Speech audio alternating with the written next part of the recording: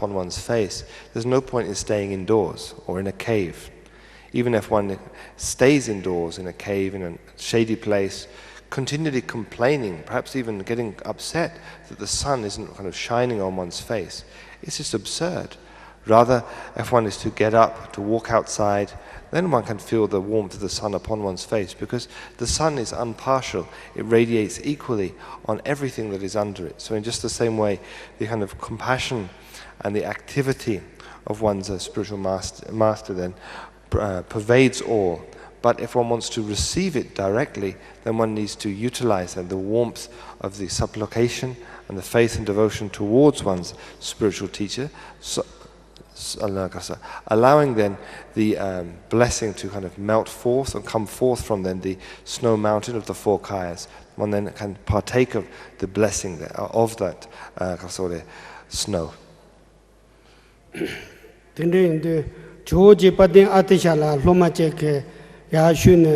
Lama Senlapje Shuda Sondua. Then George Telama Lela Pulhopa Muguche Shuda Songre. Lama Gundun Senlapsho, Senlam Jogoyun, Maranzo Mugute Tepa de Ya Gogoyore. Pen Kamba Lagurawa, Pen Tepe Alon Yona, Tuji Jaguns and Tabios here. Tepa the Mugu Kayama, but do reading Rabocella, Jagun Nombo Kasayana, Jagus on Tabio Mare. Tejan Don Aranzo Gujune, Mugute Tepa de Yabuchi Mebaina. Lama Katsima Kati Duza Segorata Salabs and China and Aranzola Salam Jugumar and Jotubu Medua. Tinsun, Humang Aranzo Mametasum Kakanashi, Lamakas and Lomala, Munjuba, the Chires and Lombe, Manjumbarava. Maranzo Lamala, Sanjing Mukundushi, Sanjing Mukumupa, Mugu, the Yomar and Aranzol. The Yomares and Gonta, Chinambal Yomar and Aranamendo. Une. They into Senlavan Juguyomare, the Guguyore and Aranzol. Then they into Tambong Aranzoko Mugute Karcheguyore. So, as a teacher mentioned to his students, if you want to achieve the supreme accomplishment, the price is faith and devotion in the spiritual teacher. So in this way, we can understand how faith and devotion, seeing one's spiritual teacher as the Buddha in person, is extremely important for one's development on the spiritual path. It is also said that if one has the hook of faith and compassion, if one has the ring rather of faith and devotion to one's spiritual teacher, then it's very easy for the hook of compassion of one's spiritual master to lift one up, that is to say, to grant one kind of spiritual boons. However, if one's kind of faith and devotion is not genuine or is wanting, it's as if one's kind of one's ring is rather like a kind of a hard stone. So no matter how many hooks try to hook it up, it won't kind of hook into it. It will just remain, it will remain there. So in terms of my own experience, when I consider kind of how the way I view my spiritual teachers, it's not as the Buddha in person. Rather, I see them as an ordinary person. And as such then, the kind of gateway to receiving the blessing of the Buddhas and the Bodhisattvas is somewhat locked for me. So I can't speak for everybody, of course, but this is my own experience. I'm sure some of you have this wonderful way to recognize one's spiritual teacher as the Buddha in person and have faith and devotion there toward. But in my own experience, seeing the spiritual teacher as an ordinary person is a lot easier than seeing them as the Buddha, and as such, then I haven't really received then the kind of blessing of the spiritual teacher. Tende ndu mugutela nenten gogo yore ta tutsu shida mendu tu ta dochen jo chache jana gasare ta yipanda tela tenne mato patawa gomba se ya tere senyi ji namkha yang bala namto ji tenso madang na chenyi ji zakar matabe sem mato dala nenten jo son ta chache ngadin ke yipanda tela tere ten ngarang tu senyi sana ta mendo sen rangi sen ku chuni Dela Nyomba de Shibs Drupake, Kupanda de Yene Chi Yomare, Dela Sazachi Yam, Yabursava Junzime, Yandanila Yanda, Yandatuna, number 2 Siandabo, Tendere, Dela Nyomon Kicha, Parsa Yoya Jeda, Yundin Kicha, Tsu Yayoya, Saviaka Nambakaya Mepa, Semni Kurang Ngo Dela, Tendeji Yore, the Namkana Shindachire. Yinchang Namkwala. Tin Nago, Tin Carpo, Tender, Lobo, the Timbata, Mupata, that chapter Tender, taking Yore. Te Yakuchi Tang Matoba Yina, Teni Namkala Yopanyadaka Som Kazakarta Tamchi, Yakuchi Naranso, Tragamaran Tong Toku Yomare, Te in the same number Matopa Tela, Yang to Nenten0G is on the Subares. So as one can see then, it's extremely important to have this view of one's spiritual teacher as the Buddha in person and have kind of faith and devotion there toward. So as time is running out, I'll kind of go through the next two sections in an abbreviated way. So the fourth outline is that of the meditation which is beyond thought or beyond conception. As it is mentioned then, that which is beyond verbalization, that which is beyond thought, which is like the essence of the sky, is then the example of the nature of one's mind, of suchness, of then the kind of the natural state of one's mind, etc. So this then is likened to then the sky, and within the sky, if we look into it, we can see then a variety of things that kind of take place. We can see the gathering and scattering of white and black clouds, rainbows, and so forth. And within that, if we liken it, the example to our mind, we can see then the coming together of positive and negative emotions, states of mind, thoughts, ideas, etc. Here what's imperative is to keep in mind then the actual nature of the sky and not to be caught up in the clouds. In just the same way, to keep in mind then the nature of one's mind, which is beyond thought, suchness itself then, and when the kind of various apparitions occur, such as the kind of forming of positive and negative emotions, etc., just to view them or think of them as like clouds in the sky, something which is there and then suddenly kind of moves away, or as rather like stars in the sky, something that we can occasionally see, but more often than not are hidden kind of from sight. But whatever the case, one then continually keeps in mind then the nature of one's mind and that suchness, the emptiness of one's mind. Tene chaje chenpo gomdu, loma la gomtri nandu, chu saje chenpo gomdu, rabo tabu gomchi jab gogondo, jamso tabu gomchi jab gogondo, namkha tabu gomchi jab gogondo, sanu gomtri tende nang, tene loma te choko rabo tabu gom, jamso tabu tang, namkha tabu gom tende tetu, ta loma te choko jima ya jibzu kumdu lo yung na, tene kariche ko tombon rabo tende shu, tende chetu, rubo gom na rubo gom devon do te tene zhing da na char te ke gom te la parchi ngo to gom devo mendo tel khande che go re se ya da ta nga jamso ta bu gom jab go yo jamso na shi gom jaba yin te jamso na la balap yung do balap te gom devo mendo khar che go re se ya da ta nga namkha ta bu gom jaba yin namkha gom jab du Flopti tanto gom development, Trimba tanto Karchi Gores and Ya Jepsul Shudu, Teni Jepsuke, Tiri Lena, Teni Rubo Gom to Delana, Natsar, Ti Jenduche, Jamso Gom to Delana, Balap Ti Jenduche, Namka Gom to Delana, Flopin Ti Jenduche, and Tezu Pa Gom Japanakaso, Topata Sotamchi, Pa Panzanda, the Kaya Kamaimba, Gom Jen, Gom Katola, Su. Ndugo re sona kape ma se semo gom trite to pe tanging ngoni shiba na shi jepsu mala ke ngormum den chun jena ngoni pe ma se ke sapo teni nyembo go debo dada tendere ba gom khin ke ya shu na mala nga ru na shi gom jaba yente riltele sing mangbo che de do te gom debo mendo namkha na shi gom jago yo te tremban do te debo mendo chu jamso na shi gom jago yo te balap do debo mendo se te chu kanga pa Kaja Samno Mandana, Gom Jin, the Chego race, Troll Chego race, Tende Sunya, Tende Sungudua, Tende into Tatake, Satunke, Seniji Namka, Yangbala, Tatake, Namtoji Tinso Madana, Chiniji Zakar Matabe, Sem Maton de la Nentinzos, Robo Gom to Zashin Natsatan to Madina Yakure. Tin Yona, Te Panzala Masana, Teso, Jinla, Gom Jendo, Chergo race on that. Attended soon do that the Yipanda Mushin that the inside.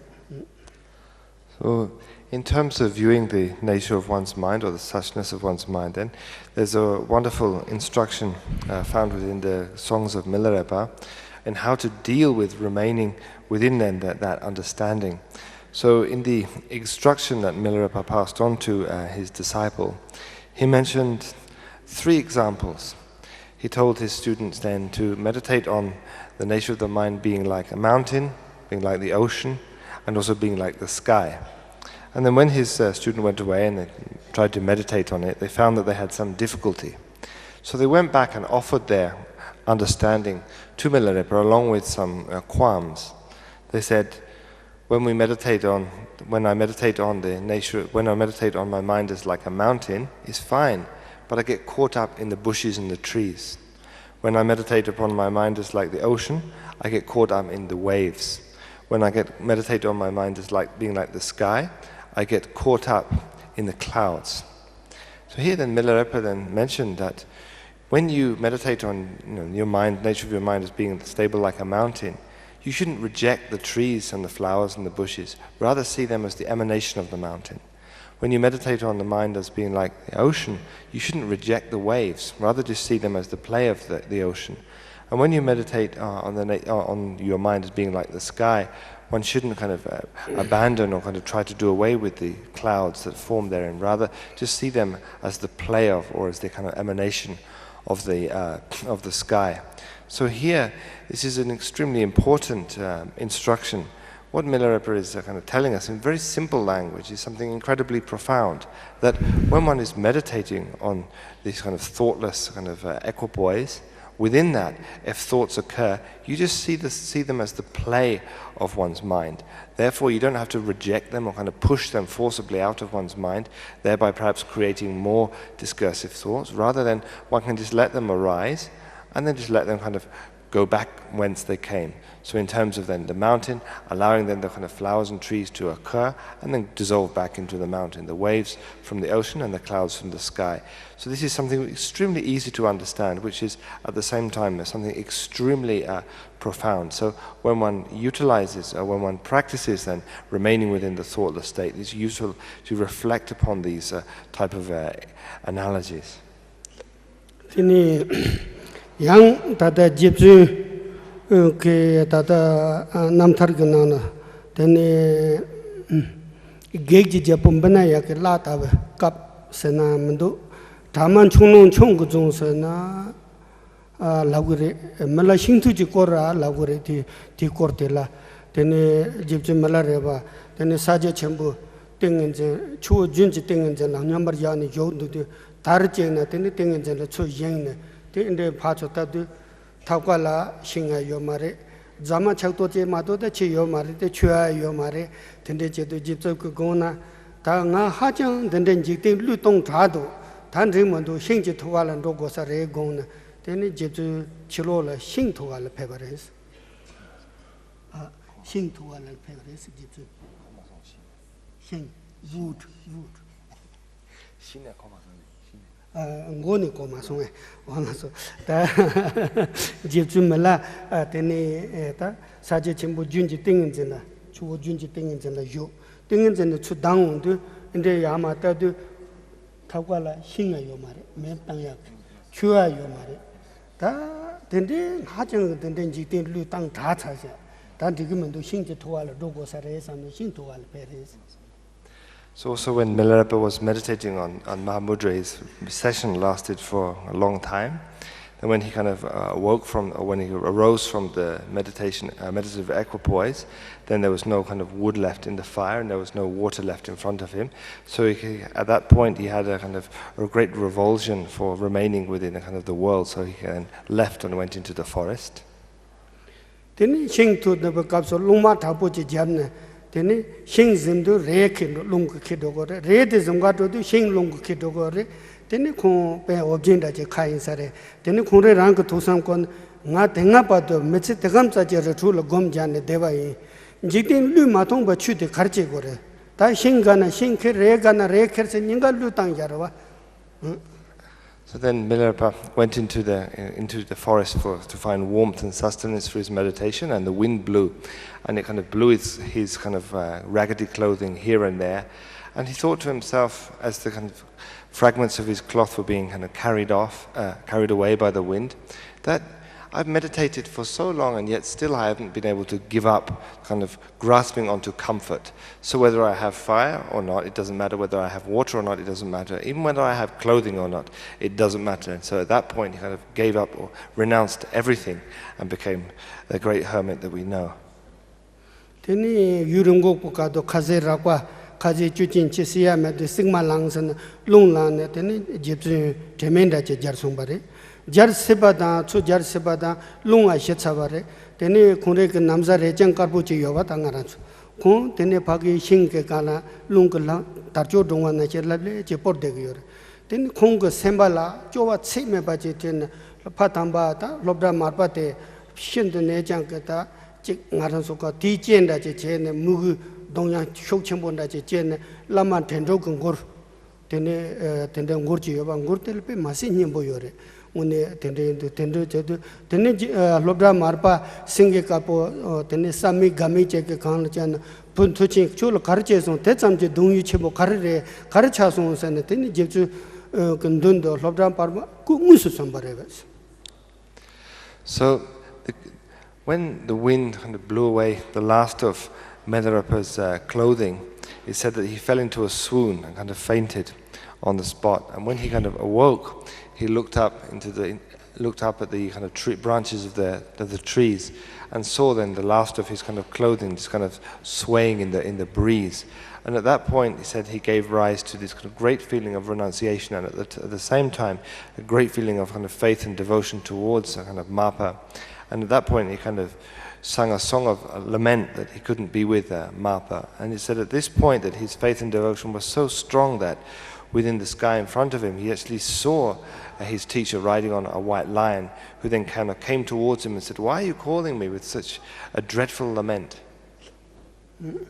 Teni tati shone jepchu ya tabu nal pepdo de teni acharaga manda du ji jepchu ke zimal la dene chunche pe cholche ji ke jepchu ke thakwa yosa tawa chelata khala da so be sobdan da che to nga thamba ke chu nyem be chon da che chen do du jepchu tabu nal thoma ya phen do thoma ser phamban da che songsen te che shenang da che char teni samno ya po tan de tan de jibda ke chomchon yin jere nga ne da sa kawa de na torma da sechem ton ya ne me song ne topanda che tende che do khonju rowa mani bare ta teni jepchun ke che yedam trakpo ke che tanghan da che de tende che do khonju darung tile chu ngarcha che ne mek marpo che ten khaka mama mumu mangbu che ne jepchul chu shenang da che ko de ba ma ton ro ma che bare teni jepchun ke samno ton ngala lobda marpa ke ta damba ke chu onda de chu thamchi sem su ngote sem osal toni do ngote so gate the Surutu Yoba,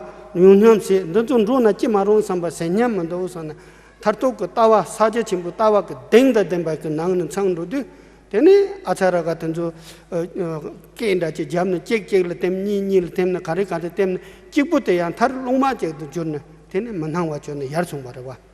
That day, Nak Karjan, Titam Jud, and then Shaggy Yosana. Sem maton de la nenten zo saje chimbu ko tawa te lobra marpa ke milal ngoto de sem osare osa toni res ngote sons ta te indu geng de suru ko chulo yopa tan sen de mena nyamba ka tende se dum do san tawa ke deng de yudu de teni geg japum bana ya ka la ma chu ba ke che ya chi ngara chu ta namtha khurana shindu sebu chu ji gun yorwa tende indu ta ta ke jipa te la ta ngara chu ko mato pa tawa te car chegiore tendiendo tata tande chuchu chuni re chado tendiendo ta nga ten kol che namba tu chu thola che tu chu mambo ka ge me tendiendo ta nga pan da te ngwa manlam re chuni yijin nor okay no ta no te che ten na da part so Milarepa then beheld the face of his teacher, and then was kind of again kind of put more kind of effort into his practice, and he went away to a very isolated place and then engaged in meditation there. And he said that one time he kind of left his cave and went probably to the forest, and when he returned he found some kind of angry-looking kind of spirits kind of moving around the place, at which point he then kind of meditated upon himself in the form of a kind of wrathful deity, trying to kind of expel some of these wrathful spirits from his place, at which time some of them left, but some of them became even more kind of ferocious towards him. at which point Milarepa was considering what was the best approach. What should he actually do now to kind of remove these troublemakers from his place of, from his cave? And so then he thought, well, all the teachings that Mapa gave me kind of lead to one point, which is then the union of luminosity, of the luminous nature of one's mind, and emptiness. So surely if I meditate upon that, given that there's nothing which doesn't arise out of the kind of union of luminosity and emptiness, then this should kind of deal with these apparitions which are causing me such kind of difficulty.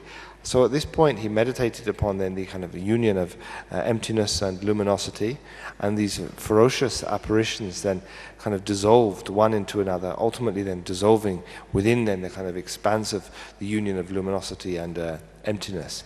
So here the point of me kind of telling this story is that, in general we can utilize kind of, when we have difficult situations or difficult experiences, we can utilize the various kind of methods which are given. However, if we've received the supreme meditation, which is then the meditation of luminosity and emptiness, if we can abide within that, then all difficult situations will naturally then arise as aids to our kind of development of the spiritual path. So this is a brief kind of overview of the fourth point then, that is the meditation beyond conception or beyond thought. Sabji matong sa tenden chonzi chamda mato ke tata tuchu amendo ta ngapa tela teni choni yi no bo lam holam ji sedor ma je na gudu je terkha menjong ba ji hu andala nenten zo sana teni tende ke ta sonam de yi shi je cho sa geba kachin da je duba ina tela teni huwa malam ke jindem da te ma je ba ina teni tata ke chindo pa ke thon tham chi hlun jindo pa gundu ke terkha se yanda te tedan jung thubu mare gebe chawate ya parma tola chu sando gore pena tata ke chonju ta omanju pala so pa no ne teni sancho semchi ta tende ke chi ma sim gebate teni gebate lamsa kondo kunjom do ba shepa yopa na shire tende do molam ta howa ke jindep zo go gore se ya date ta ngapan date la jog dosa la howa malam tere Tila jipsi malake purilla gombe gomchin tang ta chowa zomba yondani sang nyam du jipi temre jin hingbu huwa yin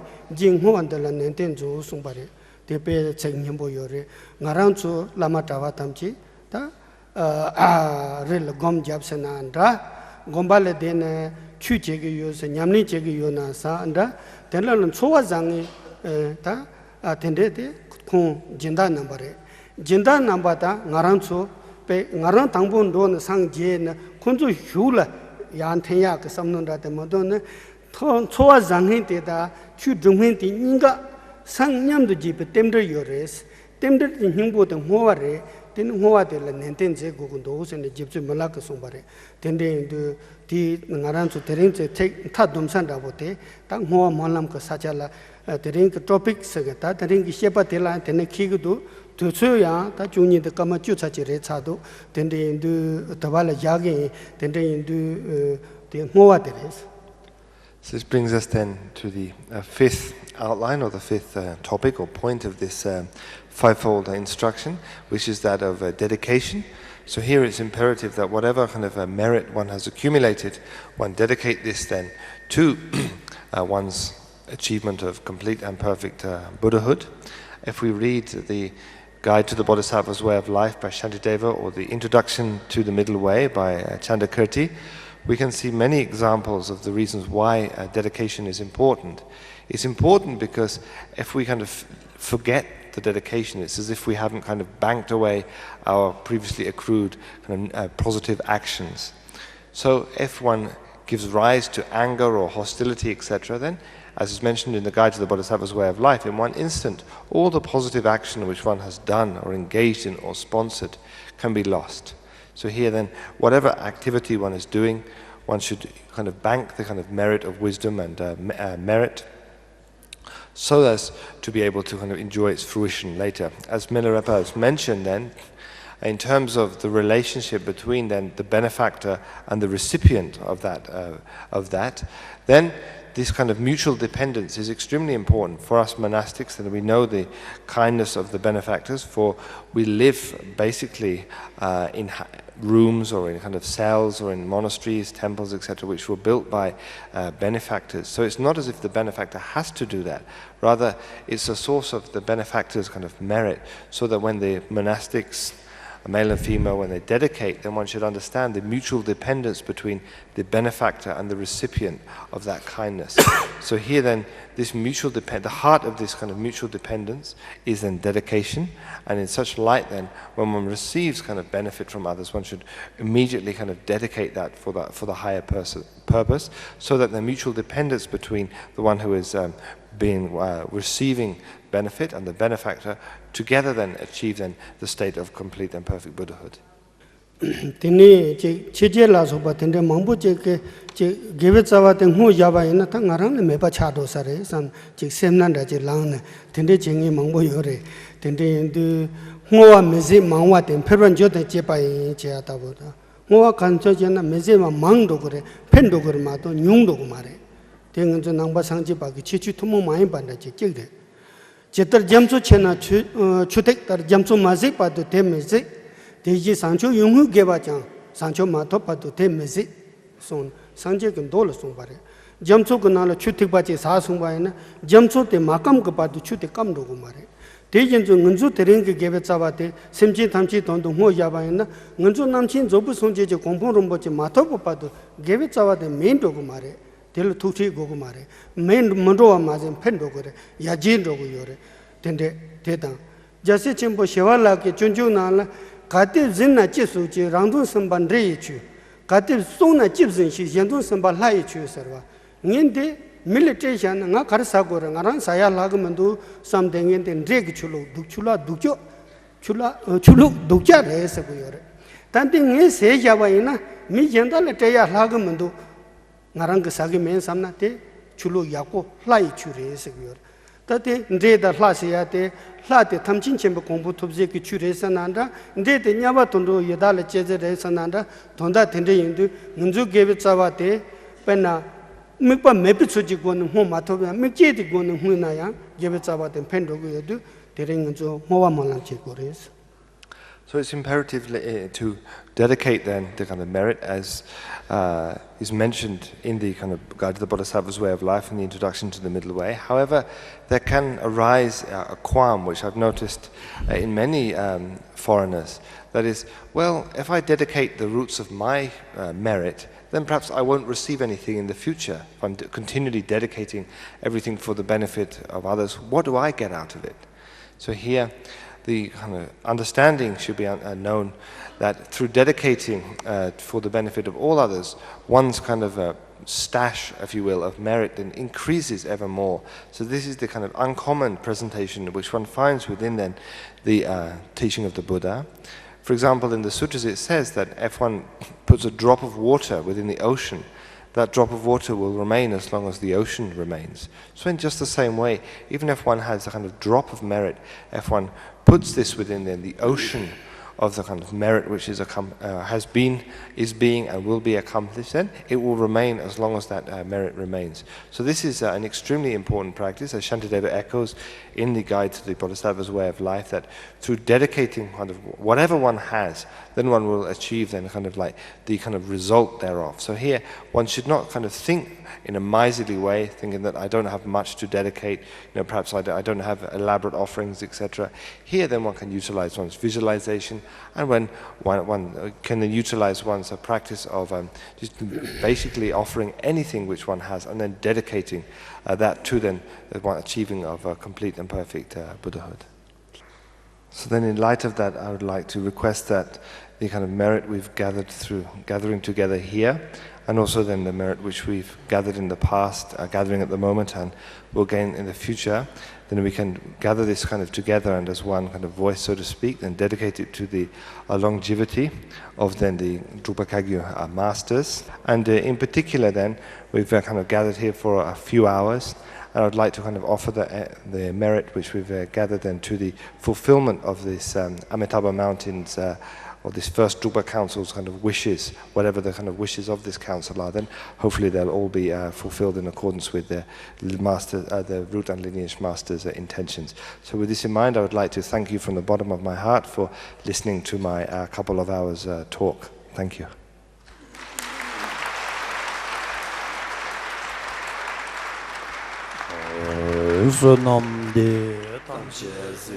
Nye tom ne nyimbe dana panse ne chega nanje balan siben sole doa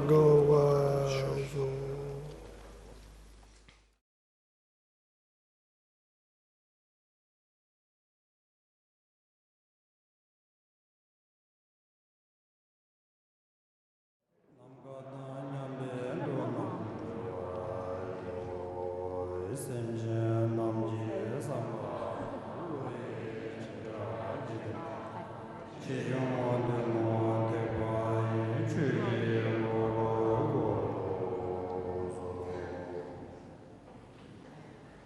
So, good afternoon to everyone. Obviously, this talk is going to be in English, so non-English speakers, is there a Tibetan translation?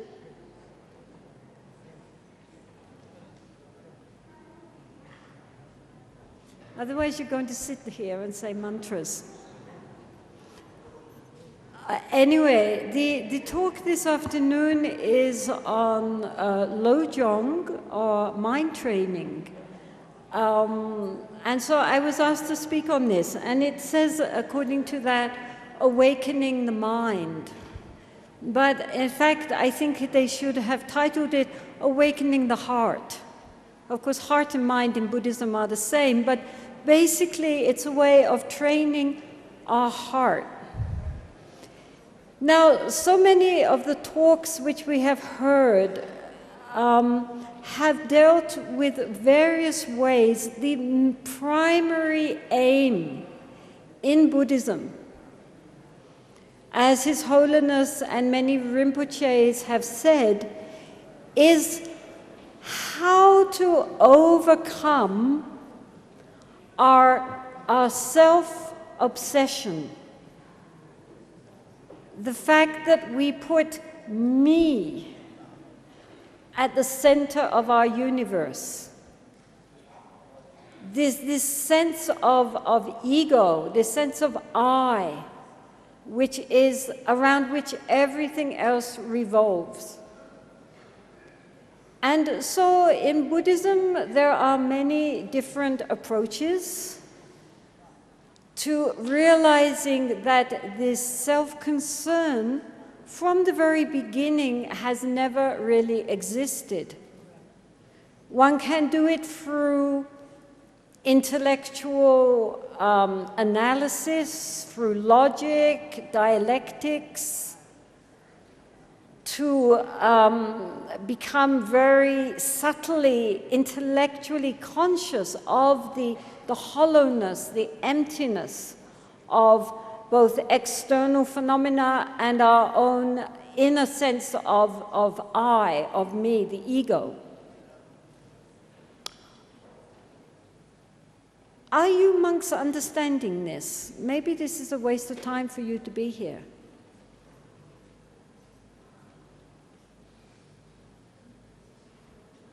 Seriously. Well, nobody's moving, okay.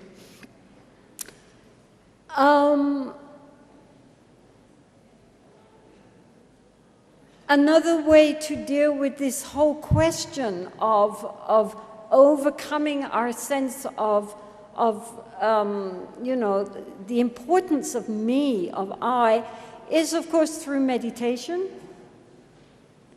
through looking and trying to find this me, and peeling away the various layers,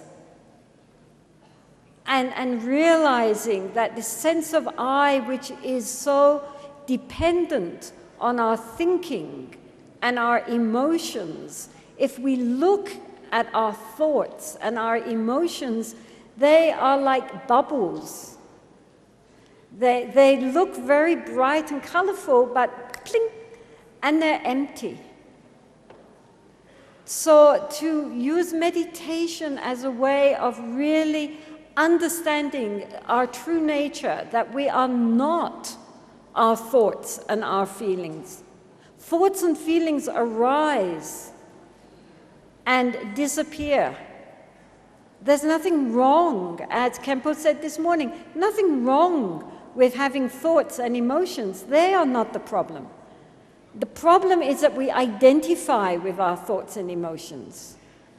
And we think this is who we are. Whereas, of course, through meditation, we come to experience a whole other realm of awareness, of consciousness, behind the coming and going of the thoughts, which, as Khenpo said this morning, is like the sky. It's vast and infinite. And we are identifying ourselves with the clouds. There's nothing wrong with clouds, but we have to understand that behind the clouds is this vastness of space, and that the clouds could not exist if it were not for the sky. The clouds come out of the sky and melt back into the sky. But if we only hold on to the idea of the clouds and we don't recognize the vastness of the sky supporting them, then it becomes very, very small. And so our minds are vast like the skies. And our problem is that we identify only with the clouds, the ever-changing clouds of our thoughts, our memories, our ideas, our opinions, our beliefs, our emotions. We think this is who we are, and we don't recognize the vastness of the consciousness, of the awareness behind the coming and going of the thoughts. So that is, again, one approach to really see through this whole fiction, this whole dream that we are having of an independent, solid, separate me, which separates us from everybody else out there who is non-me. And this is our basic ignorance, as His Holiness pointed out, and of course the Buddha pointed out. Our basic ignorance is that we hold on to this sense of self-importance and we identify with all the wrong things. However, this is not a talk on Mahamudra. So there is another way of dealing with our ego, especially during our everyday life, when we are interacting with other people. This sitting and watching the thoughts and trying to see the gap between the thoughts is very good for our meditation period.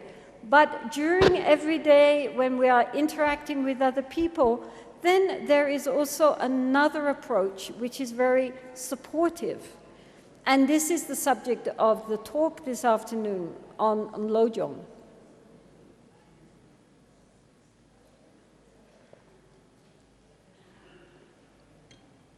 Now, these specific Lojong teachings, Lojong means mind training.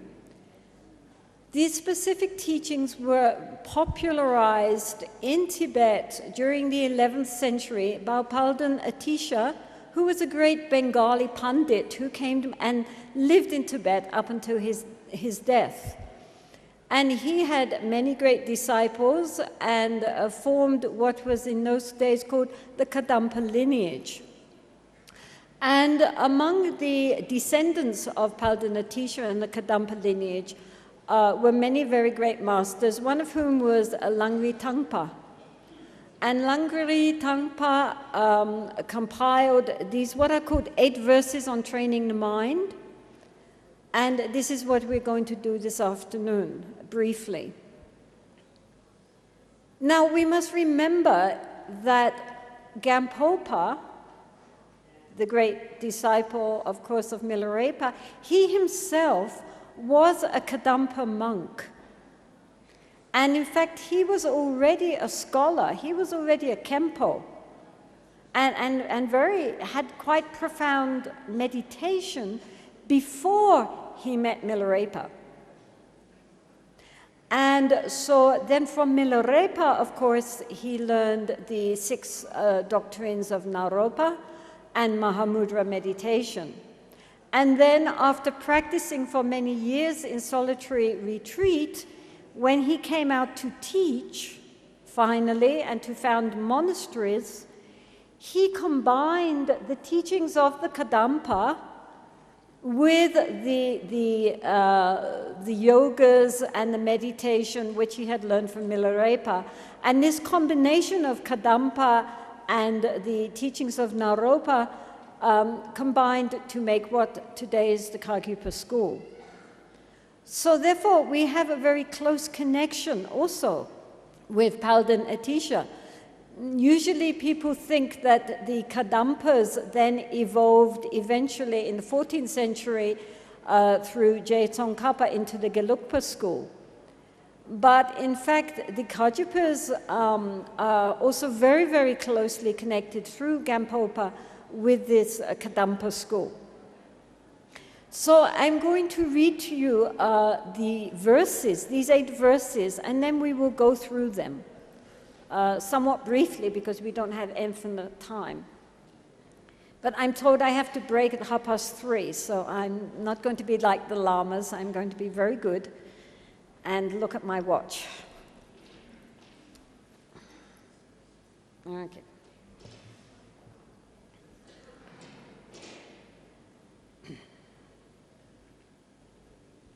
So I'm going to read these verses. These verses are by Geshe Langri Tangpa.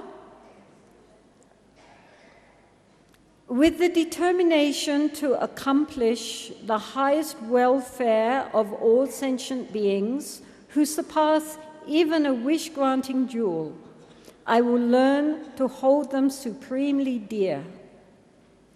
Whenever I associate with others, I will learn to think of myself as the lowest amongst all, and respectfully hold others to be supreme from the depths of my heart.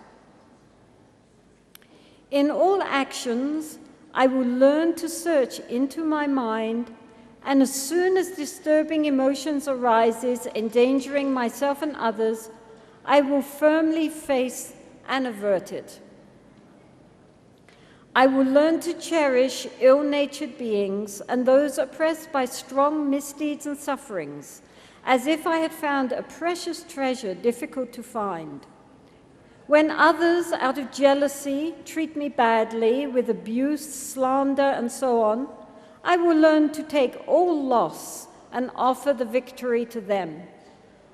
When the one whom I have found, who I had benefited with great hope reasonably hurts me very badly, I will learn to view that person as an excellent spiritual guide. In short, I will learn to offer to everyone without exception all help and happiness directly and indirectly, and respectfully take upon myself all harm and suffering of my mothers. I will learn to keep all these practices undefiled by the stains of the 8 worldly concerns, and by understanding all phenomena as like illusions, be released from the bondage of attachment. Now, many Tibetans know these verses by heart. For example, His Holiness the Dalai Lama recites them every morning as part of his practice, and during the day, he really again and again brings verses to mind in appropriate situations. Now, all of these verses are dealing with how to take difficult circumstances caused by others, and instead of reacting with anger and frustration and hurt, to take them and transform them into the path. So this is incredibly important, because we are always coming, you know, as they said this morning, it's very easy to be a good Dharma practitioner when everything is going right. When everything is fine and everybody is lovely and doing and saying what we want them to do, it's very easy to think that we are accomplished practitioners. But the real test is when things don't go right and when people don't say and do what we want them to do. When things go all wrong and when people are so difficult, this is the time when we really discover whether or not we truly have the Dharma in our heart, whether we truly are Dharma practitioners. So this is why these Lojong teachings are very treasured, because they got right to the point. The point is that this is samsara, and samsara, by its nature, is dukkha. It's unsatisfactory. And yet we still always want that things should go the way we want them to go. If things go the way we want them to go, we will be happy, and if they don't go the way we want them to go, we're miserable. And this is just very worldly mind. So these verses are dealing with how to change this, because His Holiness was talking about a happiness without fear. Now, a happiness without fear is a happiness where whatever happens to us, we can use it on the path. If we can take everything which happens to us and use it and transform it to grow and become stronger, then we have no fear. Because whatever happens, we will deal with it. And we will learn and grow from it. So this is very, very important. This is very essential text for really developing into a genuine Dharma practitioner.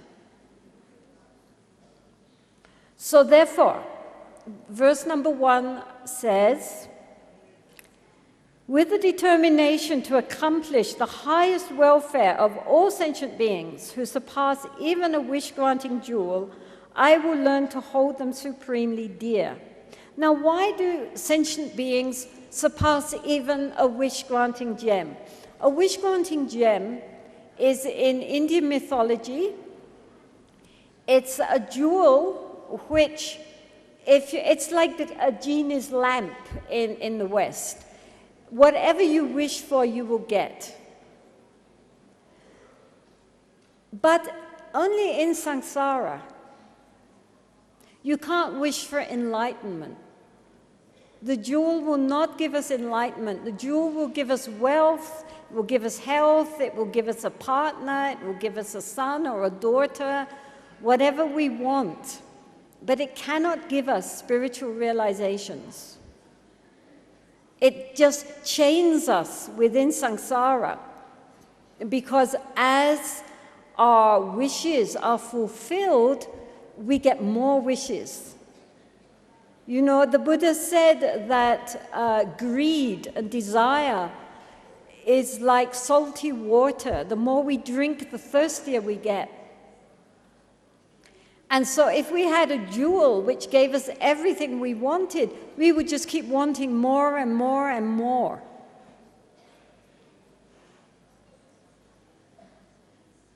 So it just actually would entrap us even more in samsara. So sentient beings, all these beings, each one of them can teach us. And through these beings, we become strong. Through these beings, we develop the qualities of the heart needed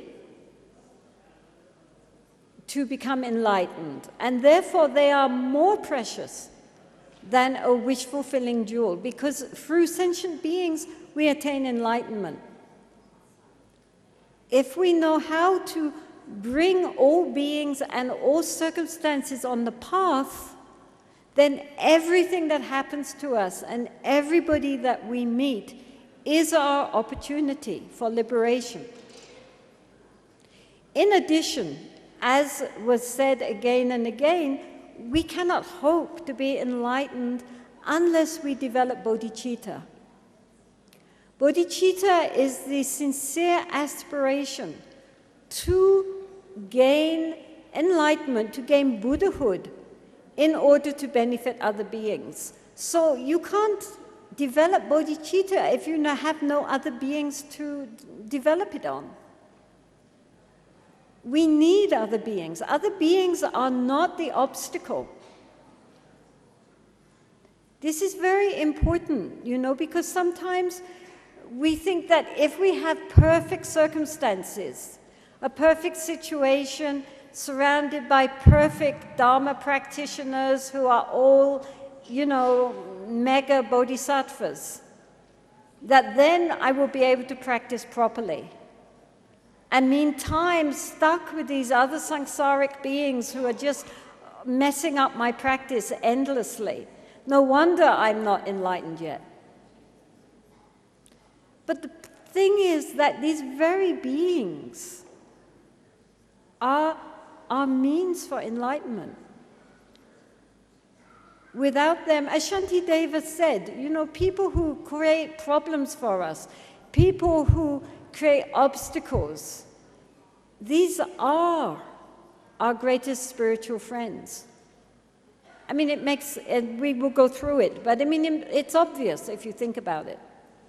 We cannot develop patience if we have no one to be patient with. When everybody does and says everything we want them to do and say, it's very nice, but we don't learn anything.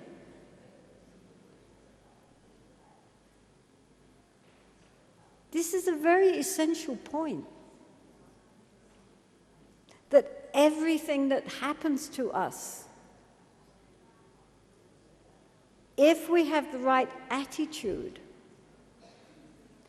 is a means to help us to cultivate the path.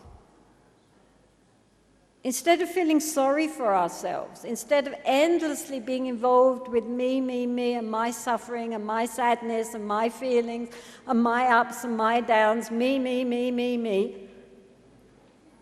now we get out the way.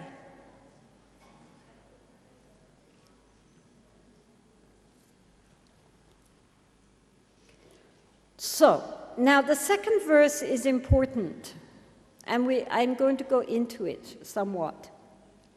Whenever I associate with others, I will learn to think of myself as the lowest among them, and respectfully hold others to be supreme from the depths of my heart.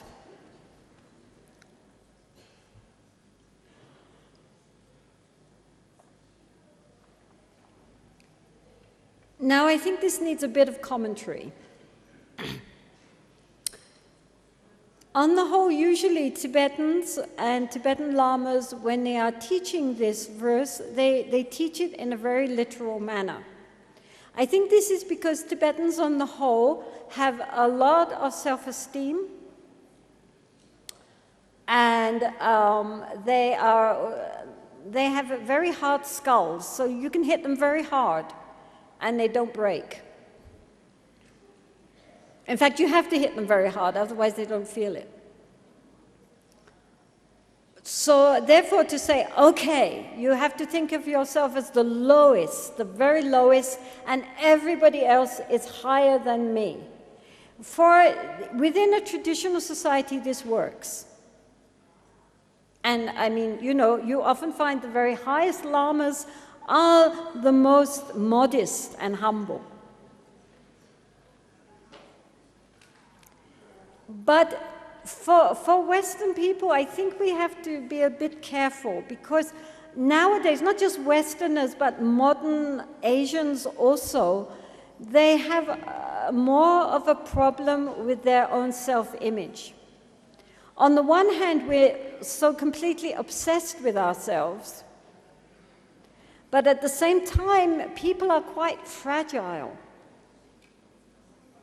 It's so often quite interesting that you meet people who look so outwardly very confident, but you give them a little push and they crumble. And so in Buddhism, pride, ngajal, means thinking we are better than others, thinking we are worse than others, or thinking we're just as good as others. In other words, arrogance refers just to always thinking about me in relationship to other people. Whether you think I'm better than that person, or I'm hopeless, I'm useless, they're so wonderful, I'm so nothing. It's still me. Do you see? People who are very psychologically disturbed think about themselves all the time. They might think that they're terrible people, that they're hopeless, that they're useless, but they're always thinking about themselves, their feelings, their emotions, how they feel, how people feel about them. One time I went to see, not about psychologically, but just how much when people meet people, very often we're thinking, what do they think about me? Much more than what we're thinking about them. I had a very good friend who was a Swami, a very lovely, lovely Swami, a Hindu guru. And I took him, Vicky Mackenzie, who is an author who wrote my life story, I took her to meet him. And he was wonderful. He was from South India and a direct disciple of Ramana Maharshi.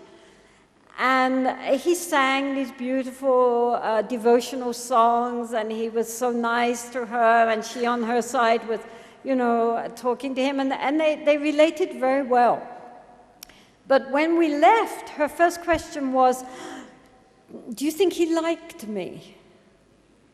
And later I found that the Swami, when Vicky left, had said, do you think she liked me? And so both of them, who were perfectly lovely and capable people, their main concern was that the other one should be, that they should approve. And so this is the point that this text is dealing with. It's not a matter of, personally, I think it's not really a matter of thinking, oh, I'm nothing, I'm stupid, I'm hopeless, there's other people that's so much more wise and clever and brilliant than I am. That's not the point. The point is that when we meet others, we should get out the way, inwardly. It's not important what they think about us. So every single person that we meet, and every animal that we meet, and every insect that we meet, wants to be happy. Wants to be happy and does not want to suffer. I want to be happy. I would much rather be happy than miserable. And I assume that you also want to be happy and you don't want to be miserable. Most people, when they wake up in the morning, don't wake up thinking, oh, another day, how can I be as miserable and gloomy as possible? And make everybody else miserable too.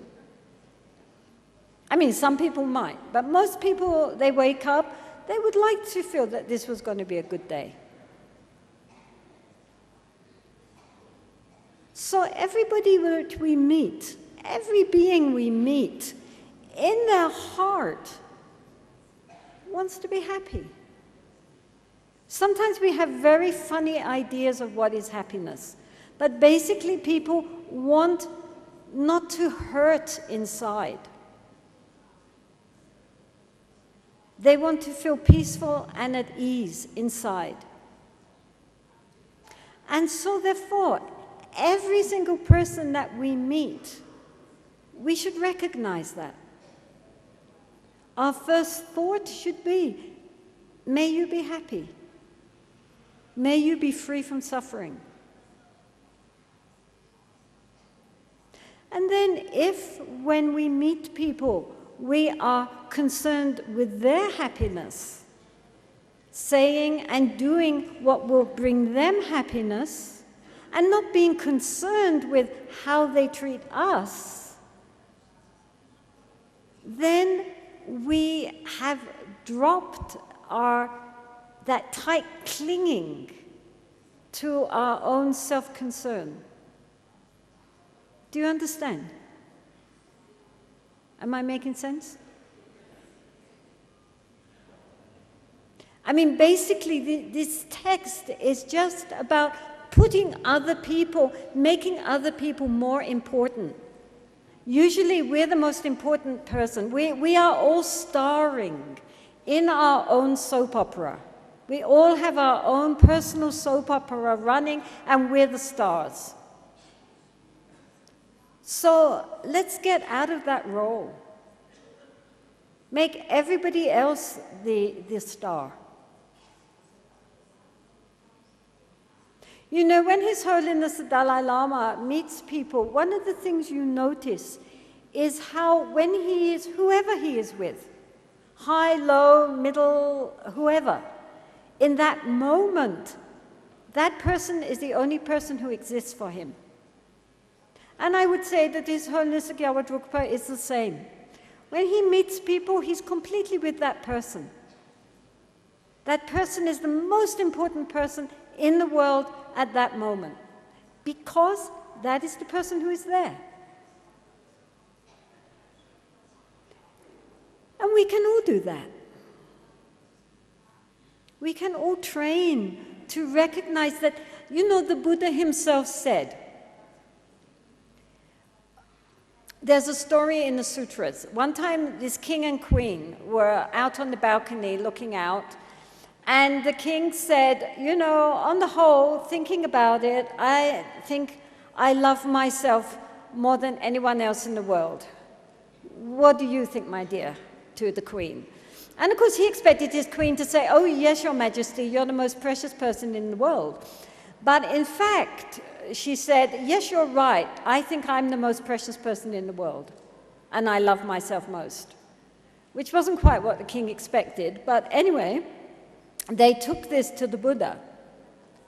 And the Buddha said, yes, to each one, his own self is most dear. Therefore, recognizing that, we should be kind and good to others.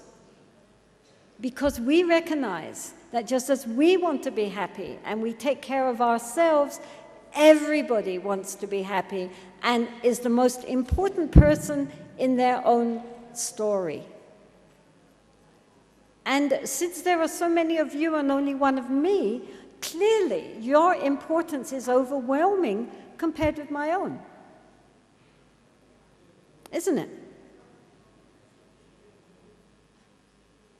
So we can do this the whole time, you know, everybody, with our family, with our colleagues, with anybody that we meet, recognizing that to themselves they are most dear, and they want to be happy, and they don't want to be hurt.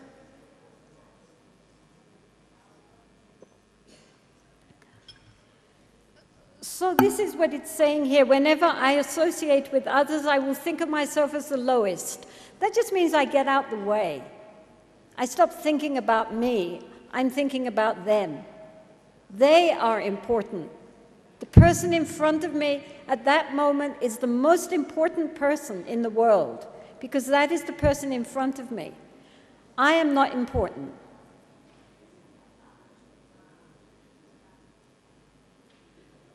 So then we hold others from the depths of our heart to be important. I mean, in the world, if we could just do that, imagine what this world would be.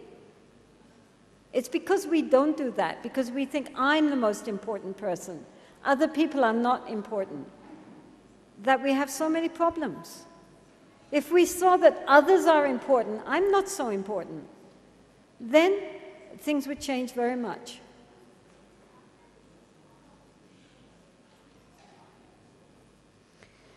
So then it says, in all actions,